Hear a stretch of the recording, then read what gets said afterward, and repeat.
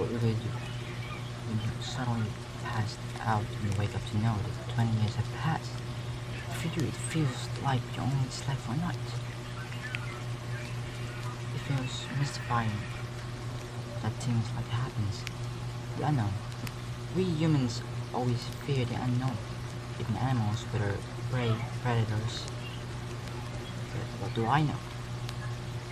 Rip Van Winkle, a man who slept for 20 years.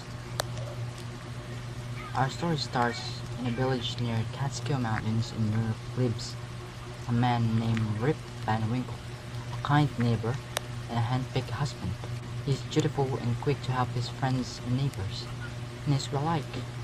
In addition to his fierce wife, he has children, including a son also named Rip, who bears a strong resemblance to his father. Rip Van Winkle also has a dog, Wolf, who was also put upon by Dame Van Winkle, Rip's wife. Rip's farm is a constant source of trouble for him. The only pleasure he derives is from his regular meetings with other men of the village, who meet outside the local pub, named after King George III of Great Britain, to discuss village gossips and other topics.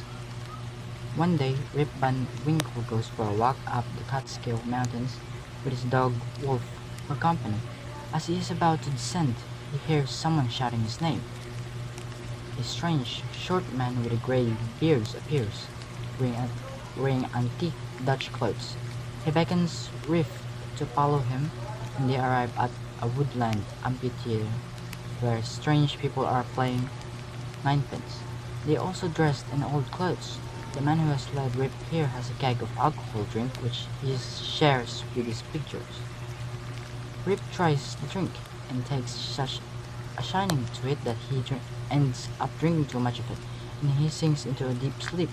When he wakes up, all of the strange figures have gone, including the man with the keg of liquor. Rip's dog has also gone. The gun he'd taken with him up the mountain has gone.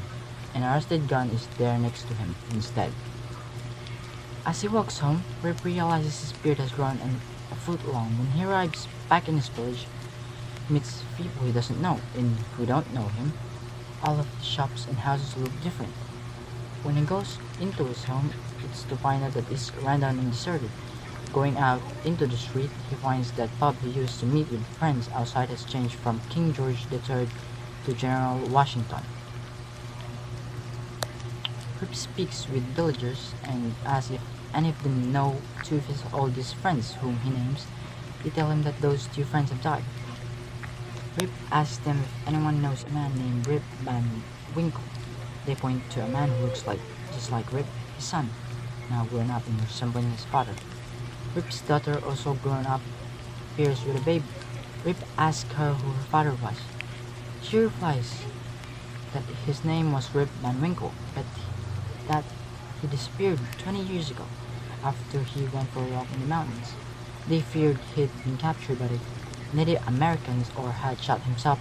It turns out that Rip Van Winkle thought he'd slept for one night, but he had in fact been asleep for 20 years. Rip asks his daughter what happened to her mother, Rip's wife.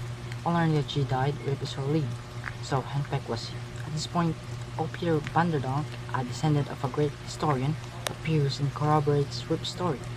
He says that his ancestor told of Hendrik Hudson, a great explorer who helped to found North America and after whom the Hudson River was named, giving a vigil in Catskill Mountains every 20 years with his crew.